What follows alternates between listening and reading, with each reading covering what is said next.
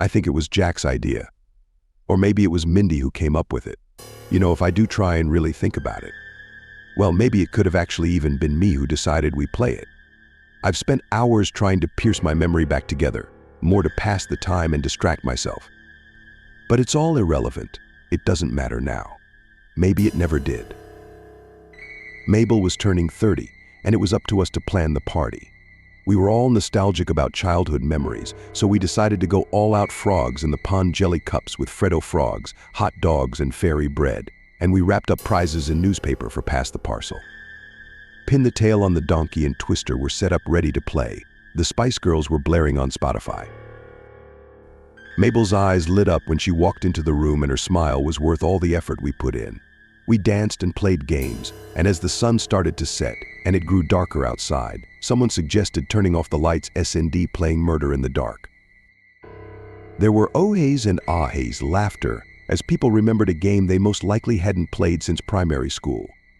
A collective chatter amongst us in agreeance to playing. Someone handed out cards while we're told the rules of the game. And then the lights were tuned out.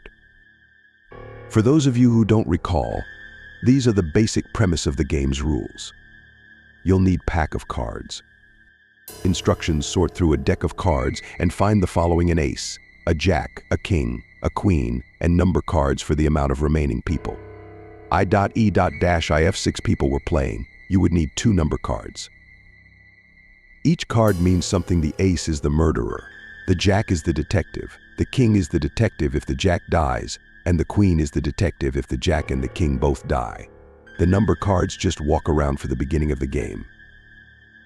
Tell the players that all they need to worry about for the time being is if they get the ace. Give a card to everyone. Nobody looks at each other's cards. Once they have their cards and have seen them, put them down somewhere out of the way for the next round. Turn off all the lights so that it's completely dark.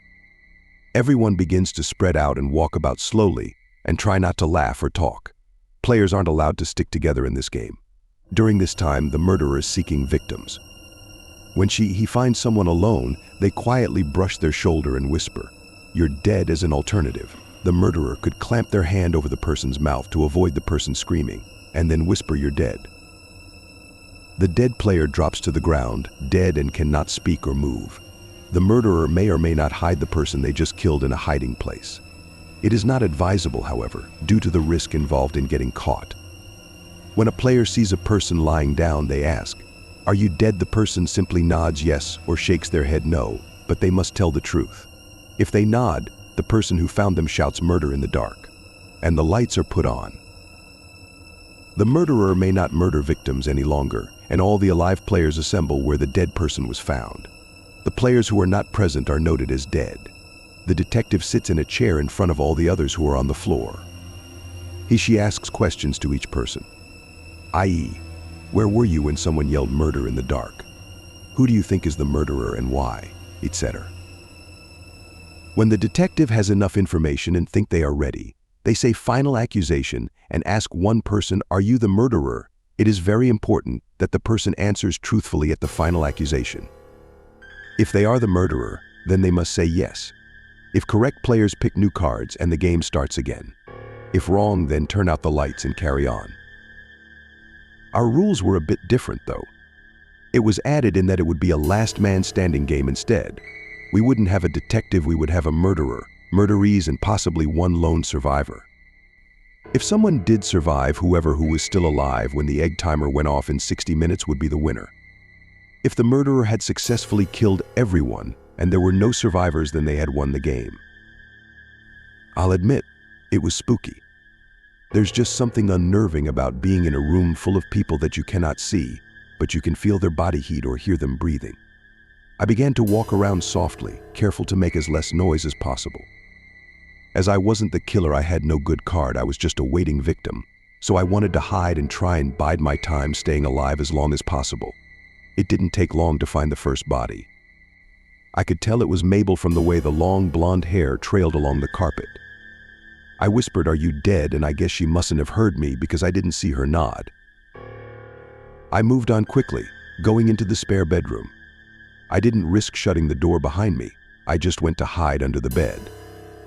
There was a body already under there though. I felt the warmness of human skin as I clambered under the mattress, my hand recoiling in shock as I brushed up against someone's leg. I didn't bother to ask whether they were dead.